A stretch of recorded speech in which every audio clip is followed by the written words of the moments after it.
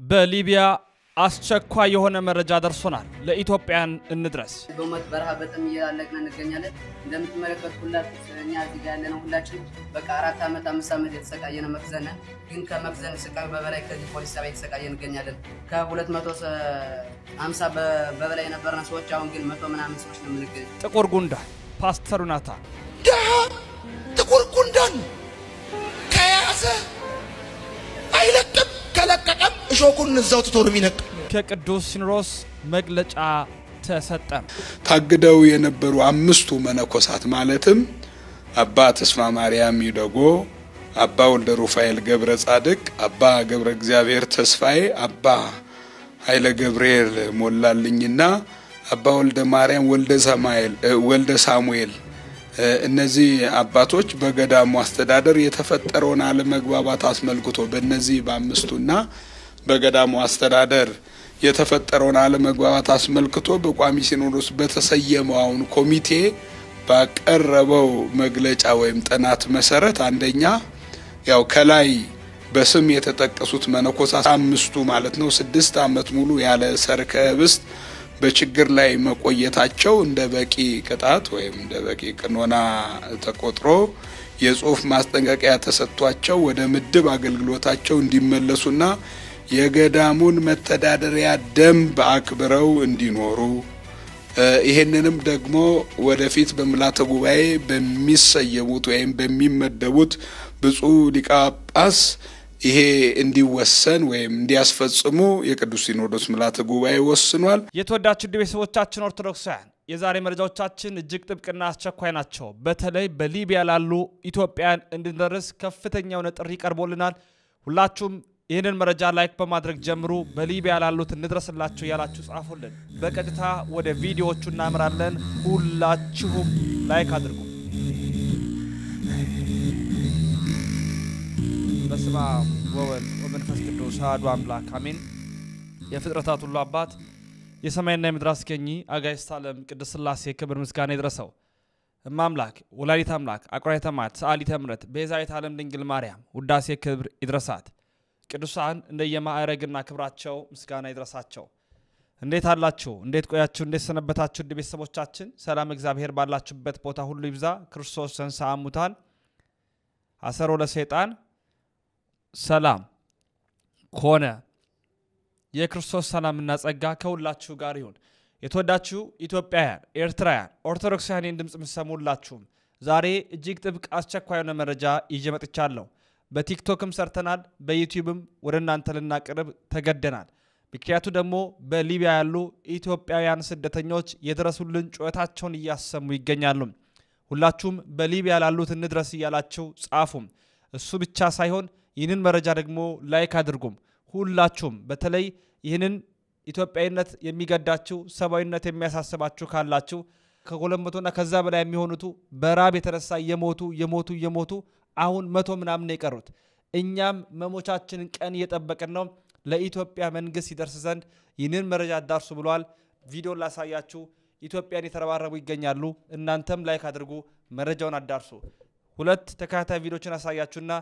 በሊቢያ የሚገኙ ኢትዮጵያን ያስተላለፉትን መልእክት ተከታትለን እንመለሳለን። በሊቢያ በወገኖቻችን ላይ እየደረሰ ያለው ነገር እጅግ በጣም የሚያሳዝንና ቅስም የሚሰብር ነው። በዚህ ሰዓትም በሊቢያ በመንግስት የታገዘ የተለያዩ ጥቃቶች በኢትዮጵያውያን ስደተኞች ላይ እየተፈጸመ መሆኑን በተደጋጋሚ እየሰማን መረጃን እያጋራናችሁ ቆይተናል። አሁን ላይ ግን ነገሩ በጣም እየተባባሰና በርካታ ወንድም እህቶቻችንን እያጣናቸው እንገኛለን። የሊቢያ መንግስትም ታዲያ ዘመቻ ከፍቶ እነዚህ ኢትዮጵያውያንን ከሀገር የማስወጣት ወይም ደግሞ እርምጃ የመውሰድ ተግባሮችን እየፈጸመ ይገኛል። ለነዚህ ወገኖቻችን ድምጽ ልንሆናቸው ይገባል። እኔ በቻልኩት አቅም ለዓለም አቀፍ ሚዲያዎች የሚደረጉ ኢሜሎችን እየጻፍኩኝ ይገኛሉ። በሱ ዙሪያ የሚመለሱልኝን ምላሾች ለናንተ የማሳውቅ ይሆናል። ነገር ግን ሁላችሁም ድምጻችሁን አሰሙም። ኢትዮጵያ መንግስትም ታዲያ ልክ በማይናማርና በታይላንድ እንዳሉት ሁሉ እርምጃ ሲወስድ እንደነበረው አሁንም በሊቢያ ላሉ ወገኖቻችን እርምጃ ሊወስድና እነዚህን ዜጎች ከችግር ውስጥ ሊያወጣቸው ይገባል። በዚህ ጉዳይ ላይ መረጃን ወደ እናንተ አደርሳለሁ። መልካም ቀን።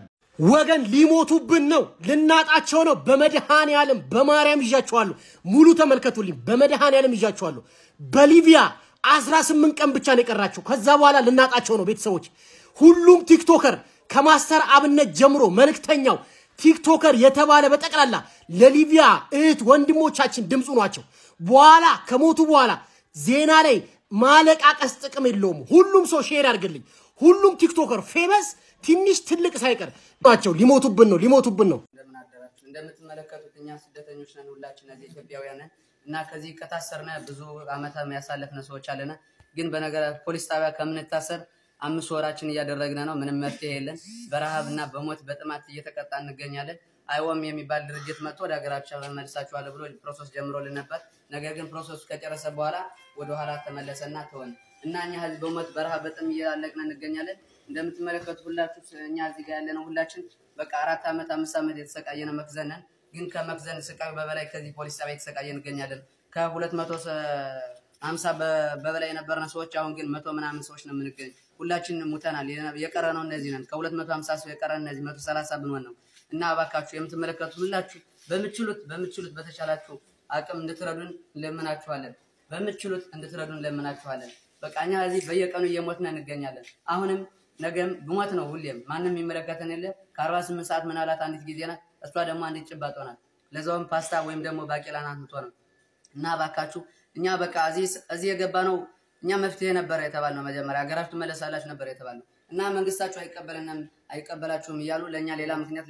እየደረደሩ እዚህ ግን እኛ እየሞትና እንገኛለን ባካችሁ አሁን ሁላችንም ሳናል ኢትዮጵያውያን የሆናችሁንም ሁላችሁም በአለም የምትገኙ ሁላችሁ ይሄንን ቪዲዮ የምትመለከቱ በተቻላችሁ አቅም እንድትረዱን ከይቅርታ ጋራም በቃ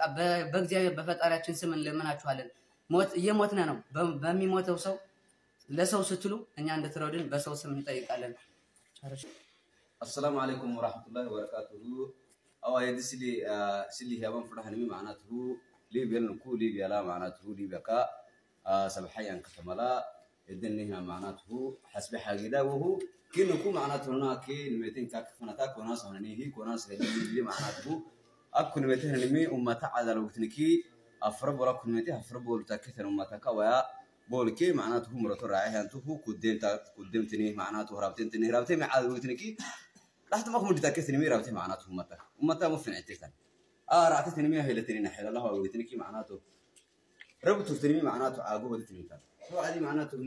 نما تنتميته هي نما سنتميته كارو نتميته تندرو وروق نفتحيه وروق معناته قدتها سنة يدورينه هو أنا مسؤول سنة يدورين أنت وأنا مسؤول سرّا لحسب يقولي معناته لحسب ما نحن نسوي بحرس طبعا كده أسوي يقوليها أول معناته ينكسروا كده نمي أكل السراح ندرو ني حاجة داك محتنيني إن إحنا ندرو سنة حاجة داك سند ولا سنة حنتهي نرسند ولا سنة أبتدنا إحنا ميكي إنما نوركية لو عادي معناته هو أوي هون يسمونه بليبيا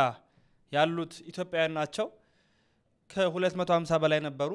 አሁን ወደ 130 ያህል ናቸው ያ ማለት ቢያንስ ከ100 ያላነሰ ሰው ሞቷል ማለት እንዳሉት ከሆነ እንደሰማናቸው ራቡ ከፍተኛ ነው እስር ቤት ከመግባት ብለው ዚና ያሉት የኢትዮጵያ መንግስት ይደርስልን ዘንድ እንፈልጋለን እባካችሁ ድረሱልን ይያሉ ነው በውስጥ ከፍተኛ የሆነ ፈተና ተጋርጦባቸዋል በጣም ነው የሚያሳዝኑት በጣም ነው ስሜት የሚጎዱት ይሄንን ምትሰሙ በስደቱ ዓለም ያላችሁ የነዚህን ቢያንስ በተወሰነ ልክ ታቁታላችሁ ፈተናውን እናንተ መረጃው አዳርሱ ለሚመለከቱ አካል ኢሜል አድርጉ ቴክስት ጻፉ ምትችሉትን በሙሉ አድርጉ ምናልባት በስደት ዓለም ያላችሁ ይደርሱላችኋል ብላችሁ የምታስቡ አካላት ካላችሁ ጻፉ እኛ ኢትዮጵያን ደግሞ ላይክ ያደረግን መረጃውን እናዳርስ የሚመለከቱ አካል እንዲደርስ ማለት ነው በጣም ነው የሚያሳዝኑት እውነት ለመናገር እግዚአብሔር ጨርሶ ይጠብቃቸው ከዚህ መከራ አውጥቶ ለሚወዷት ሀገራቸው ያብቃቸው ለእናት ለቤተሰቦቻቸው ያብቃቸው ለማለት ወዳለሁኝ እኛ ግን ከኛ የሚጠበቀውን ነገር እናድርግ ወደ ቀጣይ መረጃ እናመራለን በቀጣይ መረጃ እንድናደምጥ የምወደው ባላሳያችሁ ደስ ባለኝ ግን ጥቁር ጉንዳን ይያለ ድህነትን የሚጸየፍ አንድ ሰው ላሳያችሁ ራሱ ይሄ ሰው የ50 ብር ቲሸርት ያደረገ 30 ብር ቲሸርት ያደረገ ሰብክ ነበር ብሎ ራሱ ተናግሯል ዛሬ በሚሊዮን ገንዘብ አውጥቶ መኪና ቢነዳ የተምነሸነሸ ቤት ቢኖር ያሻውን በልቶ ጠጥቶ ቢያድር ድህነትን የተጸየፈ ጥቁር ጉንዳን ነው ደሃ ያለ የተናገረ ሰው ነው ዮናታን እንስማው ደሃ ጥቁር ጉንዳን ከያዘ አይለቅም እሾኩን እዛው ትቶ ነው የሚነቅ ይቅርታ ለጥሽ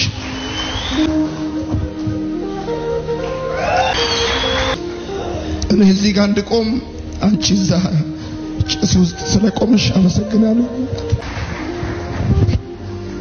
እኔና ይቅርታ አድርጊ አሁን እንኳን እኔና አንቺ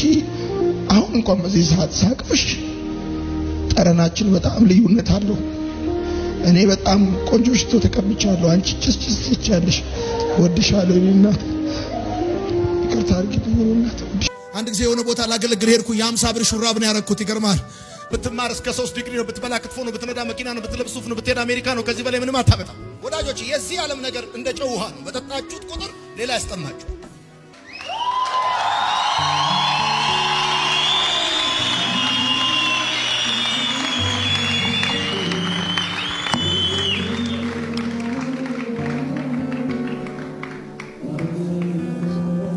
ይሄንን ለእናት ተወስድና አንገቷ ላይ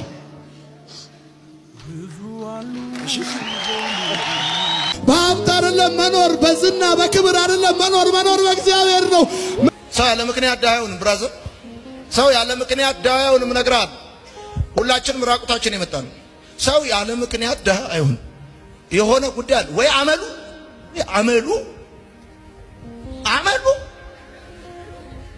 ወይ አመሉ ነው ዳያ ያረጋው ከዛ ሲከተል ስንፍን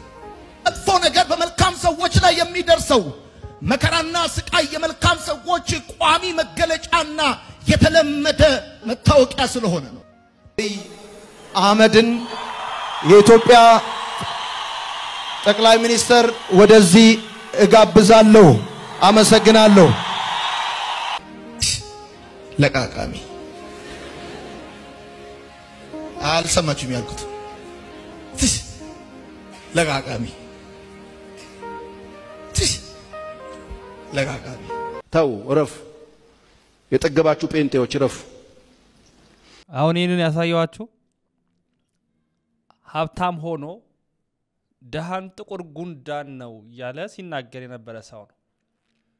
አንድ ሰው ምግብ አጥቶ በምን አይነት ህይወት ውስጥ እንዳለ የሊቢያን አሳይቻቸዋል ከ250 በምግብ እጦት የተነሳ የሞቱ ቁጥራቸው 130 እና ከዛ ያነሰ እንደሆነ ሰምተናል በምግብ እጦት በዚህ በሌላ ጽንፍ ደግሞ በምግብ መብዛት የተነሳ የሚሞቱ እንዳሉ በዓለም የወጡ ዳታዎች አሉ ያለፈበትን ትናንቱን ደግሞ የሚጻየፍ እንደዚህ አይነት ሰውንም አይተናል ዓለም ይቺ ናት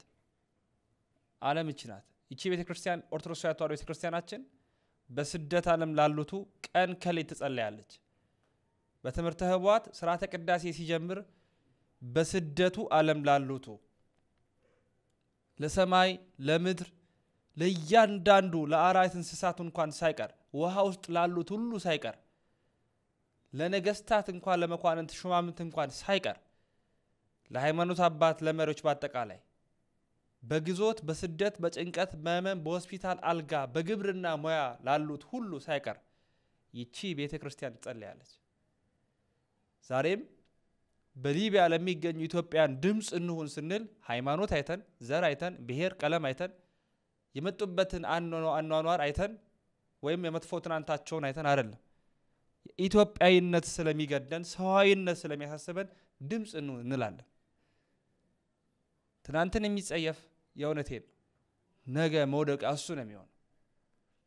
በጣም ያዘንኩበት ቪዲዮ ስለሆነ ነው የዚህን ሰው ያጋራውላችሁ ባላሳያችሁ በጣም ደስ ባለኝ ግን ይሁን ምንም ምርጫ ስለሌለ የቅዱስ ሲኖዶስ ምልዓተ ጉባኤ ውሳኔ ተላልፏል እሱን ላሳያችሁና እመለሳለሁ ረዘም ያለ ነው እንደምናስተውሰው የቅዱስ ሲኖዶስ ምልዓተ ጉባኤ አሁን ወርሃ ግንቦት ያገባደሩ ይገኛሉ አቦ ሊቃነ ጳጳሳቱ ምልዓተ ጉባኤ ማለት በምልዓተ አባቶች ጳጳሳት የሚገኙበት የተለያዩ ውሳኔዎች ተላልፈዋል እነሆ በየውሳኔ ማለት ደግሞ ምክትል የቅዱስ ሲኖዶስ ጻፊ ደግሞ መግለጫ ይሰጣሉ ተካተል እንመለስ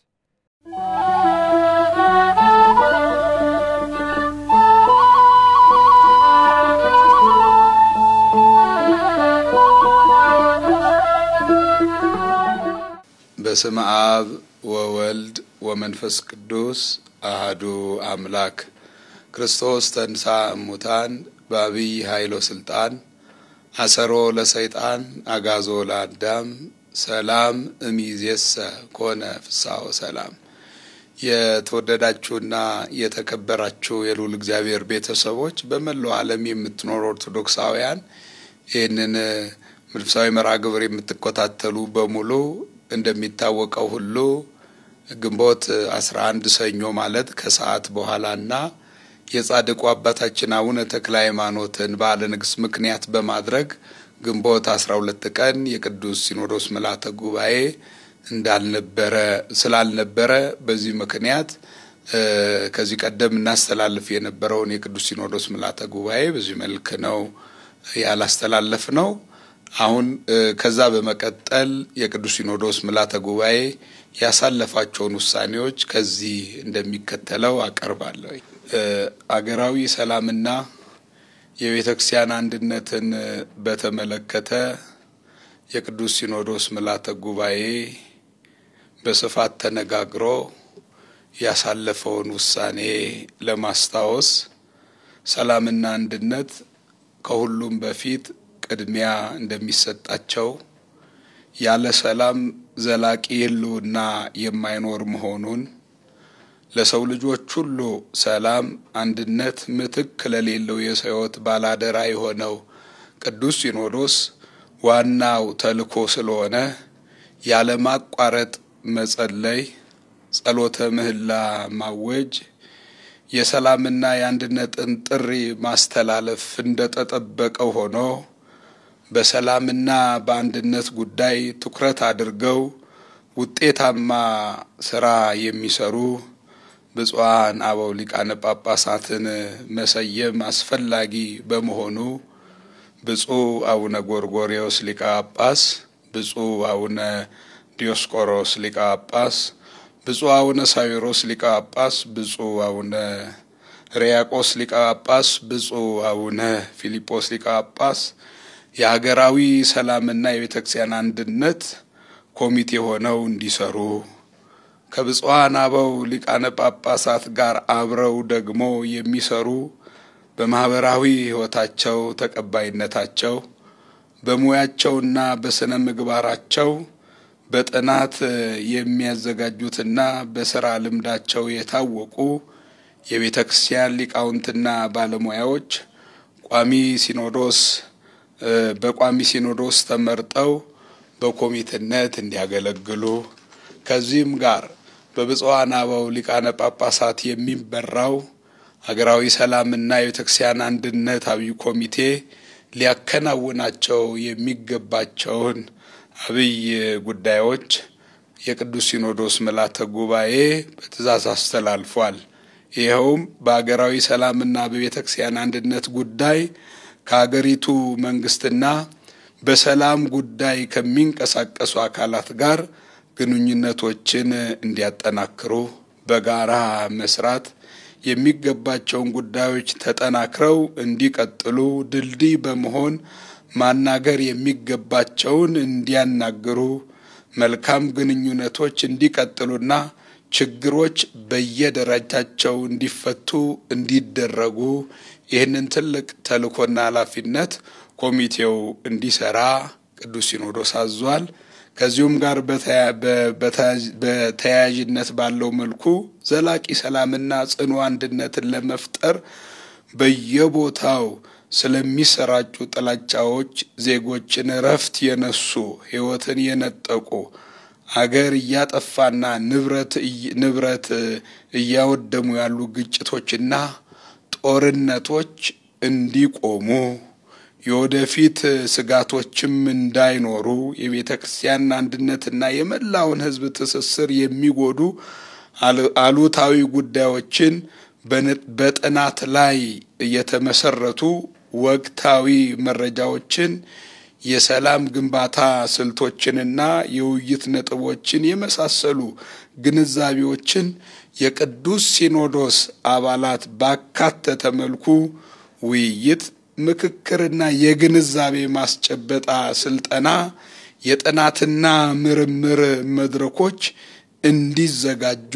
የቅዱስ ሲኖዶስ በዚሁ መልኩ ወስኗል። ተያይዞም ማለት ነው ኮሚቴው የሥራ አፈጻጸሙን በየ3 ወሩ ደግሞ ለቋሚ ሲኖዶስ ሪፖርት እንዲያደርግ የቅዱስ ሲኖዶስ ጽሕፈት ቤትም ይህንኑ አብይ ኮሚቴ በየጊዜው እየተከታተለ ለቅዱስ ሲኖዶስ ምልዓተ ጉባኤ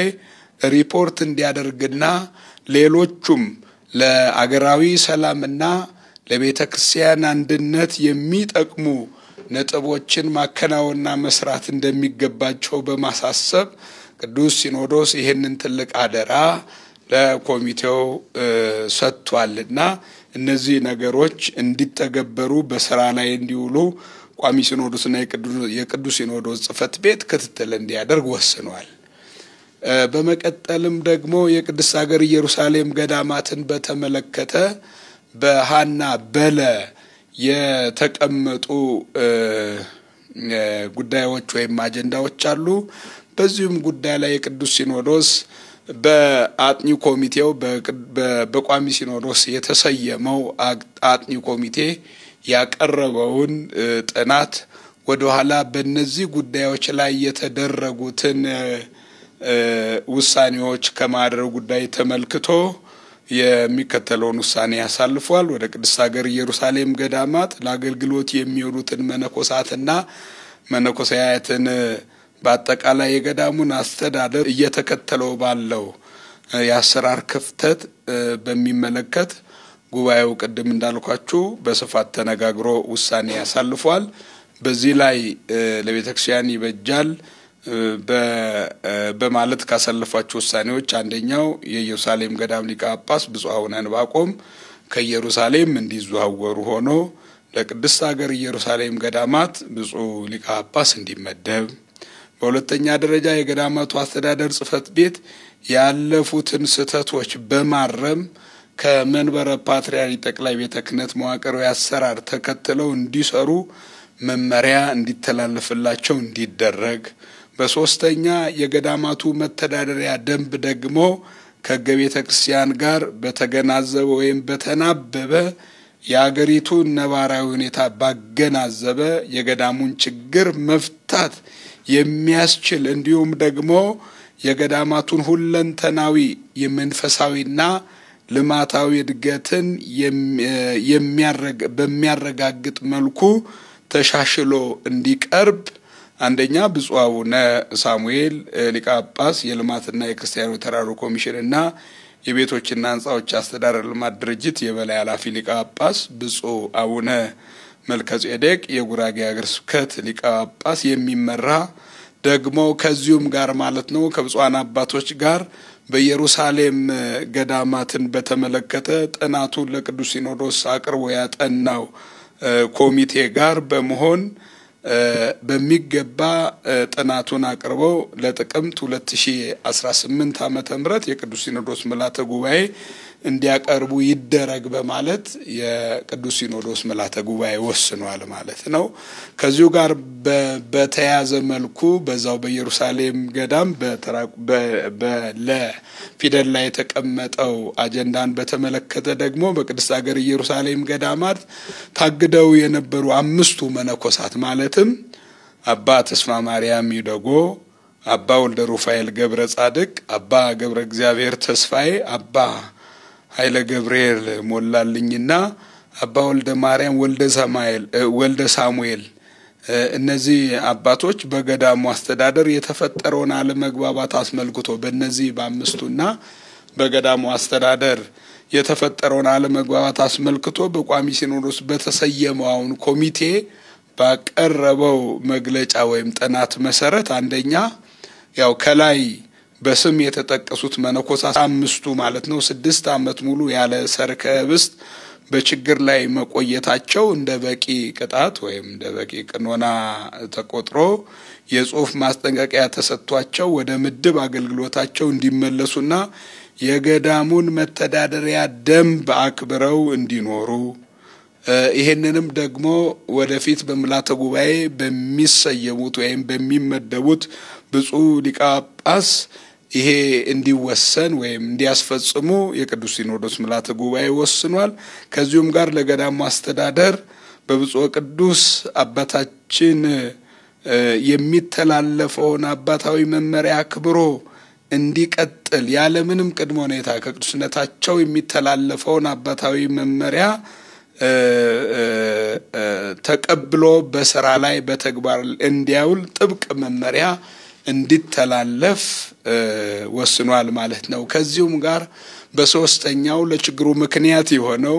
ለወደፊት ወደ ቅድስት ሀገር ኢየሩሳሌም ገዳማቶቻችን ለአገልግሎት የሚላኩ መነኮሳትና መነኮሳያትን በተመለከተ ደግሞ በቅዱስ ሲኖዶስ ውሳኔ መሰረት በማዕከል ማለት ነው በማዕከል ደረጃ ከሁሉም አይጉረ ስብከት በመንፈሳዊነታቸውና በስነ ምግባራቸው በስራ ልምዳቸው የተመሰከረላቸው ሆነው እነዚህ የሚመረጡት ወደዛ የሚላኩት በዚህ የተመሰከረላቸው ሆነው በተለይም ደግሞ ከተሻለ ከሀገሪቱ ቋንቋዎች ዕብራይስጥ፣ አረብኛ፣ እንግሊዘኛ ቢያንስ አንዱን ቋንቋ መናገር የሚችሉ ቢሆኑ የተሻለ ነው። ያ እንኳን ባይሆን ይሄንን ለመማር ቅርበት ያላቸው ይሄን ለመረዳት ይሄን ለማወቅ ይሄን ለመማር ቅርበት ያላቸው ተመዝነው እንዲላኩ የቅዱስ ሲኖዶስ ምልዓተ ጉባኤ በዚህም ላይ ውሳኔ አሳልፏል። በዚህ አጀንዳ ላይ የመጨረሻ የተላለፈው የገዳሙን ገቢና ወጪ ያስመልክቶ ደግሞ ኦዲት እንዲደረግ እና የኦዲቱ ሪፖርት ለምልዓተ ጉባኤ እንዲቀርብ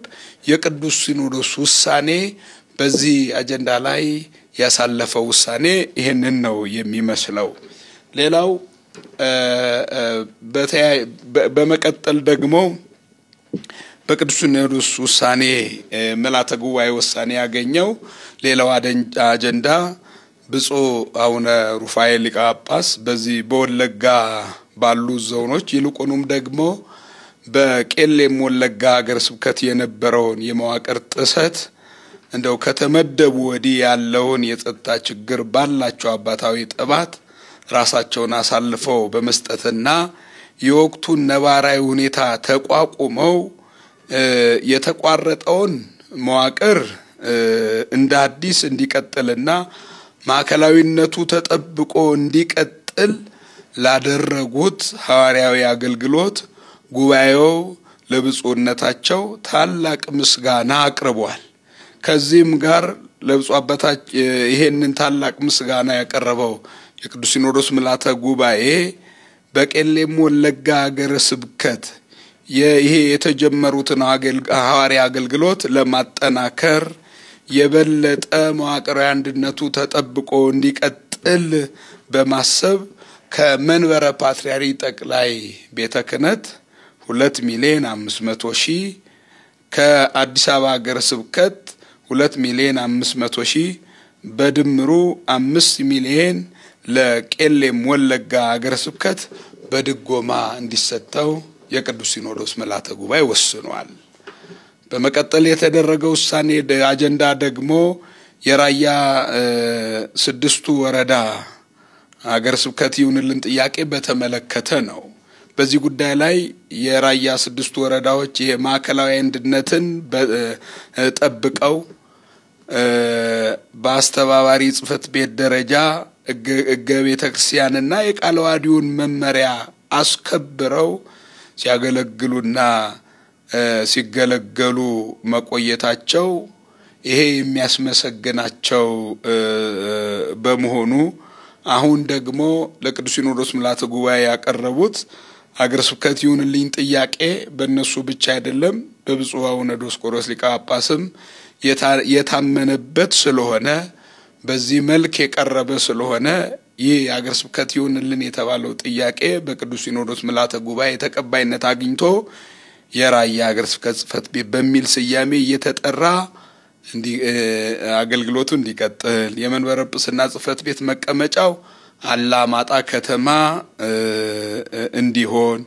የሀገረ ስብከት ጽሕፈት ቤት እንዳልነው መዋቅሩ ተከፍቶ የሚጠበቅበትን ተግባርና ኃላፊነቱን በሕጉና በሥርዓቱ እንዲወጣ ይሁን በማለት የቅዱስ ሲኖዶስ ምልዓተ ጉባኤ ወስኗል። ስለዚህ እነዚህ ባለፉት ጊዜ ውሳኔ የተሰጣቸው ውሳኔዎች ናቸው። የተቀሩትን ውሳኔ ያገኙትም ደግሞ በነገውም ዕለት ውሳኔ